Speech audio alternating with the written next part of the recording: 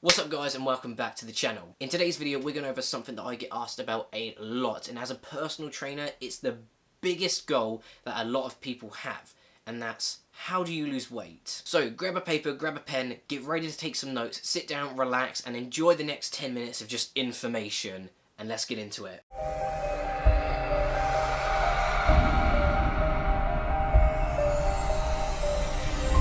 So funnily enough, I've already scripted and recorded a variation of this video, and there are a ton of things wrong with it. Lighting, out of focus, the sound's crap, but most importantly, the information wasn't there. And although I went over everything that you guys need to know, calories, macros, cardio, it didn't make sense. It wasn't smooth, it didn't transition properly, it was just a bundle of fuck ups. So the other week I spent 2 to 3 days scripting a new variation of it, which I finished last night and ended up doing 5 pages.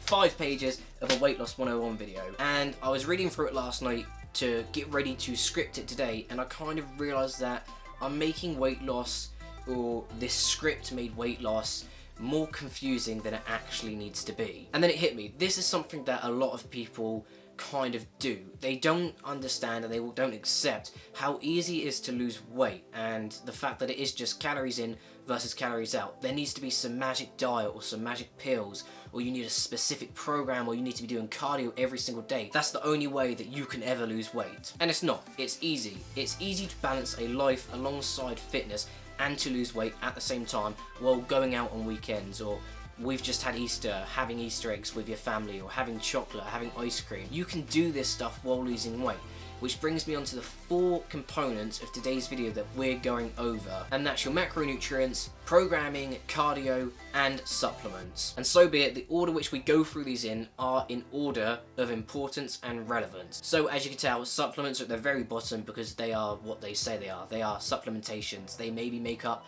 1% of your overall physique change, but we'll get into that when we get onto the supplement section. But let's start off with, how do you actually lose weight? So losing weight is as simple as calories in versus calories out. If your body needs 2,000 calories a day to function, all you need to be doing is eating 250 to 500 calories less than that in order to start seeing the number drop on the scale. And this is also known as a caloric deficit. It may be something that you see on Instagram or on YouTube and people talking about it like this, and you may think, oh, what's a caloric deficit? It's basically just consuming less calories than your body requires a day in order to put your body into a catabolic state, which just means your body's breaking down fat and muscle tissue in order to fuel your workouts, your day-to-day functions, walking, driving to work, everything. And the next question that most of you probably have is, how many calories a day do you specifically need to function, just to maintain your weight? We've all heard the guidelines that men need 2,500 calories and women need 2,000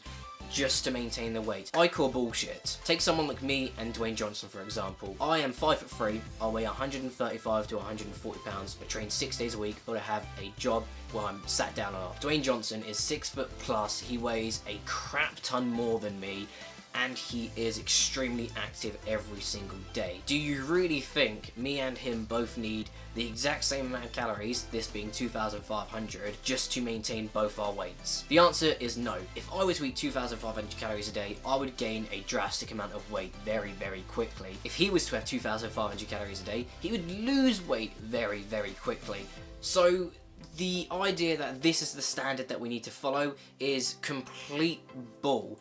And there is a way to work out how many specific calories that you, in specific, need per day. So let's start off with working that out. So as I've already said, there are a certain amount of calories that you need specifically, down to you, the individual. And there are a few different ways that you can go about doing this. You can go online and download a BMR calculator. BMR stands for basal metabolic rate. This is how many calories you need to intake per day.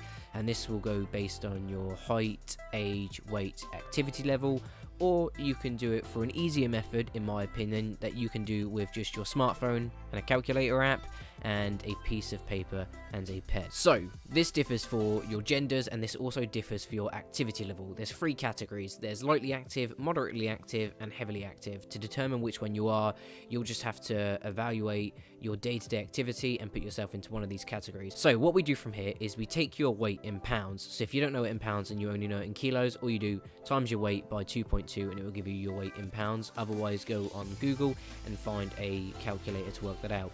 What we're doing is we're going to take your weight in pounds and we're going to times it, if you're a male, by either 14, 15 or 16, and if you're female, by 13, 14 or 15. They differ because males are typically a lot heavier, a lot larger, and require a lot more calories. But as I said, there are different categories for your activity level. Find out which one you are on and do this method. I personally have tried this and I use this, and I've used this every time I've dieted, and there are also fellow YouTubers, fellow dietees that have followed this and that have made some serious progress, so it is an accurate way of estimating. And the key word here being estimate. If you are losing too much weight, say you're losing more than 1 to 2 pounds per week, you may need to increase these calories. Or if you're not losing enough weight, you may need to decrease these calories to hit these targets. Everything you do, on whether it's going to be through a BMR calculator or doing this method, is going to be an estimate. You will never find 110% your correct calorie intake straight off the bat. It's a bit of trial and error and knowing your body. So now you have an idea of how many calories you need to be intaking per day to put yourself in a caloric deficit. We now need to work out what your macronutrient requirements are. For those of you that don't know, macronutrients, also known as macros, are just the breakdown of protein, carbs and fats that make up your overall caloric intake. So before we go any further and actually start working out how many grams of each macronutrient you need, we need to understand how these make up a daily caloric intake. Basically, for every 1 gram of protein, it equals 4 calories. For every 1 gram of carbohydrates, it equals 4 calories. And for every 1 gram of fat, it equals 9 calories. So keep these in mind, because further on in the video, when we actually start working out how many grams of each we need, I'm going to be referring back to this section of the video. So take a note down of what each gram of each macronutrient needs, because we're going to need it later in order to finish off working our macronutrients out. Saying that, let's get into the good stuff and actually start working out how much protein, carbs and fats we need per day. So to work out our macros, we are going to need our weight in pounds. Like we did for working out our daily calorie intake, we're going to need that to do these equations. So if you haven't done that already, go back to that part of the video and write down what your number is so you can follow along with this, and then we'll get straight into it. Okay, so I'm assuming now that you've got your weight in pounds and you've written it down to a similar structure like this, because that's what we're going to need when I start working out protein. So the easiest way to work this out is take your weight, so my weight, all of this is going to be based off of me. Take your weight, so my weight's 132 pounds. We're going to times that by 1.2. Now the reason we do this by 1.2 is because we're on a diet and we're looking to maintain as much muscle mass as we can. We need the extra protein in order to help synthesize and maintain and retain as much muscle mass as possible. If we were bulking, we would maybe do times by 0.8 or 0.9, but seeing as we're dieting, we're doing it 0.2. Now we'll clarify, the leaner you get, so the more you are into prep, the higher this number will need to go. So maybe you can take this from 1.1 to 1.5 at the high end if you are a leaner individual. But anyway, at the moment I'm doing it by 1.2, which will give me 165 grams of protein. The next we need to work out is fats. Now with fats we need our weight in pounds again, but there are two different equations that we can multiply this by. We can either multiply by 0.2, so 20%, or we can multiply by 0.35, 35%. I wouldn't recommend going below 20%, and I wouldn't recommend going higher than 35, only because there are a few basic functions that fat performs in our body, i.e. helping balance and maintain hormone levels. So 20% is the minimum I would ever go. But for this, whatever we're doing, I'm going for 0.35, which will give me 48 grams of fat. So carbohydrates are going to be the only different one here, because we don't actually use our weight to work this out. We actually use a daily caloric intake. So if I scoot this over here, if you remember earlier in the video, I said there are certain multiplications that each gram of each macronutrient have. This is where they come in handy. So what we need to do is actually work out how many calories our diets... So what we need to do is work out how many calories are being taken up throughout our daily intake by... So what we need to work out is how many calories are being taken up by protein and fats already in order to work out carbohydrates. Easiest way to do this is protein. I'm on 165, so we're going to multiply that by 4, because there's 4 calories per 1 gram of protein, which gives us 662 calories. For fat, we're going to multiply by 9, because there are 9 calories per 1 gram of fat, which gives us 432. Now what we do now is we don't know the the calories or grams for carbohydrates. So what we need to do from here is plus our calorie intake from proteins, which is 662 calories, plus our calories from fats, which is 432 calories, and then we're going to minus that away from our total intake, which is 1700. So once we do that, we're left with a number of 606. Now again, this will be different for you. This is my macros, this is my calories. You may get 7, 8, 900, maybe even 1,000. Follow along, it's the exact same concept. So from here, we can't times this number by 4 because these are the calories that are coming from the carbohydrates. Like I said, we times the grams to work out the calories. So all we're going to do here is work backwards and divide 606 by 4 because there are 4 calories per 1 gram of carbohydrates, which gives us 151 grams of carbs. I would round that down to 150 just to make it even, a little bit OCD. But that, in a nutshell, is how you work out your macros. If you missed anything, rewind the video to the beginning of this and look through it again. That's the easiest way. And I'm going to stop crouching now because this is killing my back. And now we're on to the programming side of the video. So in the last variation of the script for this video, I actually wrote a whole entire page on training and training programs, but none of it really hit the points that are important and that you guys should know. So let's get down to the basics. There is not one specific program that you guys need to go on in order to help you lose weight. As long as you are active and as long as you are prioritizing your compound movements at the beginning of your workouts, you're fine. Compound movements are exercises like your bench press, your squat, your overhead press, and your deadlifts. And the reason I say prioritize these exercises and put them at the beginning of your workout is because these are the exercises that burn the most calories and build the most muscle. And if the goal is weight loss, we need to be aiming towards burning as many calories as we can every single session. And then there's the question of how many days do you need to train a week? Do you need to be training 5, 6, 7 days a week just to maintain and keep up the weight loss? The answer is no. You can train from anywhere from 3 to 4 days per week. As long as you're maximizing each session, it doesn't matter that you're taking 2, 3, maybe even 4 days off of the gym. And this is where a lot of people burn themselves out because they try and hit the gym 5, 6, 7 times a week and they just don't have time for it. And then when they can't make the gym and they can't get in their sessions, it creates that little negative mindset, that little negative trigger that puts them into a downward spiral where they think, well, if I can't go to the gym, then I may as well just not follow my calories today. And then that leads into binge days and then binge weekends and then binge weeks, and it just ruins your weight loss progress. So if you can only afford to spend 3 days in the gym, spend 3 days in the gym. Don't feel bad that you can't spend 6 days in the gym like most people. Just make sure you are maximizing and utilizing the time you have there efficiently. And this is by prioritizing compound exercises, supersetting, drop setting, keeping that heart rate up, decreasing rest periods to increase intensity. Stuff like this is how you can manipulate very low frequency training days in order to maximize the calorie output and the benefits you'll see from each training session. But if you're someone that can spend 5, 6 or even 7 days in the gym like me, just remember not to overdo it. You can go 110% every single session, but do not burn yourself out to the point where in 2 to 3 days you will not be able to train that muscle group again. Let me just stop the video right here and try and explain a little bit better than I did in these clips. If you are new to training, say you've never trained before or you are a few months into actually lifting weights, I'd recommend going with a higher volume training program. This will mean you're not training as many days per week, but the training sessions that you are doing, you're going to be in the gym a lot longer and you're going to be working a lot harder. This will give your body time to get used to the exercises that you're doing, used to being under this much strain. Because if you jumped into a higher frequency training program without even lifting before, there's more chance of injuries and you'll get to the point where you'll burn out so fast that you won't be able to train for the rest of the week. On the other hand, if you are kind of into your lifting already, maybe you've been doing it for 6, 7 months, I recommend going with a higher frequency training program.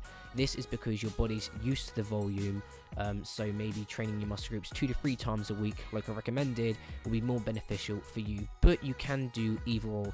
If you've been training for a long time, you can still do a higher volume training program, you can just do more of them. Whereas if you are new to training, you can still do a higher frequency training program, I just wouldn't recommend it due to injuries and the muscle fatigue that you'll get. So, in simple terms, if you're new to the gym, do higher volume. If you are used to the gym, go with higher frequency. If you're a little bit confused on either one of these, I have created 2 programs on my website.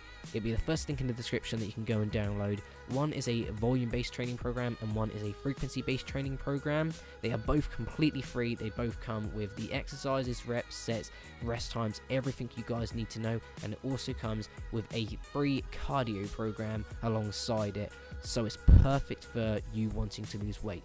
So click the first link in the description, go there, download it, and back to the video. Take it away, Pass Connor. So cardio is something that I get asked about more than anything, and despite them being asked by different people in different circumstances in different ways, you can group them down to the same 4 questions. So rather than going a whole tangent and a whole section of this video about cardio and me describing what I do, I'm just going to answer these 4 questions that I know a lot of you guys are gonna have. So the first one is, do you need cardio to lose weight? The answer is no. As we said earlier, as long as you're in a caloric deficit, so eating less calories than you need to, you will lose weight. But you can get this through the depletion of foods or through cardio. So put it like this, if you needed 2,000 calories a day to maintain your weight, then you would need about 1,500 at the high end to be in a caloric deficit to start losing weight. So you can achieve this caloric deficit by eating 500 calories less food, so eating 1,500 calories, or you can eat 2,000 calories a day and then do 500 calories of cardio. At the end of the day, your net calorie intake is going to be 1,500. Next is, when should you start doing cardio? Whenever you want. It's completely up to you. You can do it from day 1, or you can wait 4 to 5 weeks into dieting to even start thinking about doing cardio. In the first few weeks of dieting, I will use cardio as a tool to help keep me in my caloric deficit. So for example, if I went over by 200 calories one day, then I would do cardio. Or if I didn't fancy eating a low amount of calories that one day, I would eat my 2,000 calories a day and then just do a little bit of cardio. Now there will come a point where you need to start doing cardio, and this is because you're going to lose weight. And as you lose weight, your body's going to get smaller, therefore you are going to need less calories to maintain that weight. And at some point these calories are just going to get too low where you cannot cut them anymore. At the moment I'm sitting on about 1,650 calories a day. I'm probably going to take it down to about 1,500 before cardio starts becoming my main resource for fat loss. But at the beginning stages of weight loss, you can use it as a safety precaution that if you do go over your calorie intake per day, you can just do cardio in order to bring that down. And that brings us into our third one, and that is, will you lose muscle mass through doing cardio? The answer is no. This is just a myth. Cardio alone will not make you lose muscle mass. What makes you lose muscle mass is being in a caloric deficit. As I said earlier in the video, being in a caloric deficit will put your body into a catabolic state, which will burn muscle as well as fat to fuel your day-to-day activities. So doing cardio puts you in a caloric deficit, but it's not going to be the reason you lose muscle mass. You could be in a caloric surplus, so you could be eating 3,000 calories a day, be doing cardio, 500 calories of cardio every single day, but you'll still be intaking more than your body requires, so there'll be no need to break muscle tissue down to fuel yourself because you don't need it. And then finally, what type of cardio is best? This all comes down to what type of cardio should you be doing. HIIT, high intensity interval training, or LISS, low intensity steady state. And the difference being, HIIT training, you'll be doing maybe 30 seconds full out sprints on a treadmill and then jogging for maybe 45 to 60 seconds and then going 30 seconds full out sprint again.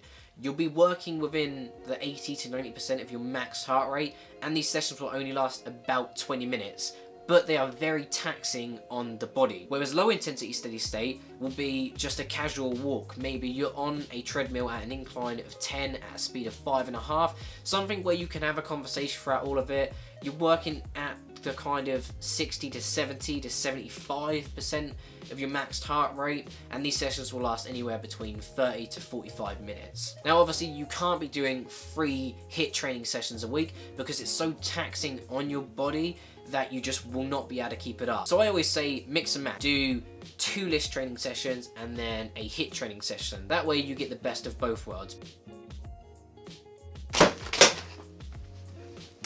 And that brings us on to our last topic of today's video, and that's supplements. Do you need them, and are they essential for losing weight? The answer is no.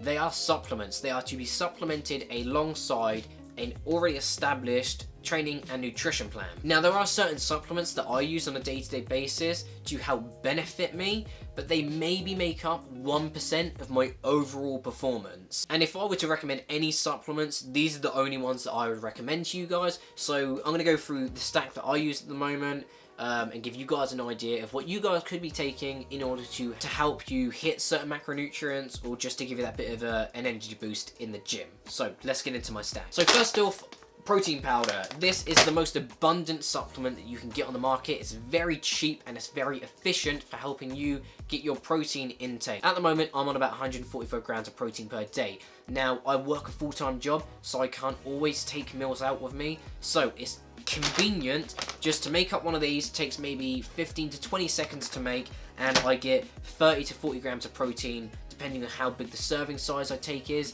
throughout the day. That's already a third of my protein gone, and I don't have to worry about it. Not only that, but if you're on a budget like I am, these are very, very cheap.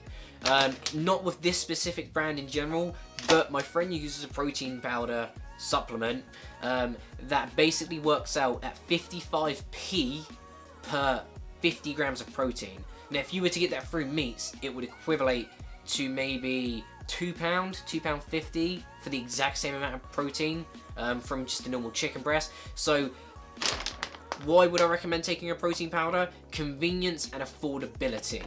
The next supplement is BCAAs, or branched chain amino acids. Now, for those of you that don't know, protein is made up of a long string of puzzle pieces, and these puzzle pieces are amino acids. They are found in your muscle, and they are found in protein supplements like these. And the only reason I take this when I'm dieting is because when your body is in a catabolic state, as we said earlier, you've got the chance of burning muscle and losing muscle mass in order to fuel your body.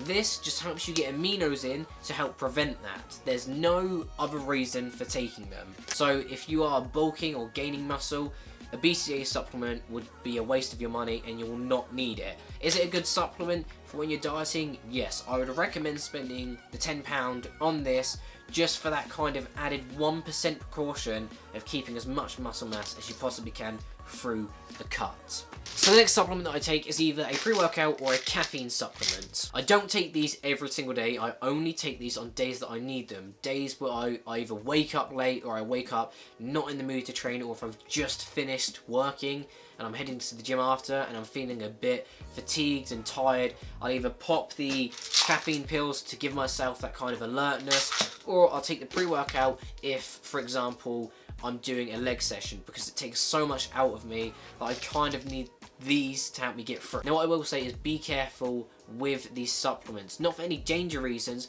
but if you take them on a consistent basis, for example every single day, your body's going to become numb to the effects that they give you. So the buzz you get when you start taking pre-workouts and caffeine tablets, you will not feel 2 months into a day-to-day consumption of them. So only use them when they are needed. Don't just take them for the sake of taking them. So the last supplement that I take is a creatine monohydrate. Now, creatine can be found in a pre-workout, but as I said earlier, I don't take a pre-workout every single day, but creatine you can take every single day because your body will not become accustomed to it. So the reason I take a creatine supplement, and why I recommend to all my clients and anyone watching this video to take a creatine supplement, is the benefit that it can have on your gym performance. Now, when you perform weighted exercises or any resistant exercise, your body uses a form of energy that basically turns adenosine triphosphate into adenosine diphosphate. In layman's terms, what this means is your body has a long chain of chemicals known as adenosine triphosphate. Your body snaps this, energy is released, and then that's recycled as adenosine diphosphate to then be used as adenosine triphosphate once again. It's a whole process of recycling energy. Basically, the reason you fatigue and you can't lift the same weight for the same amount of reps at the end of your sets that you did in the beginning is because the process slows down the more you train, and this is why we get fatigued. The creatine supplement helps speed that process up. Not by much, but it may mean the difference between completing 3 sets of 8 and only getting 2 sets of 8 and a set of 6.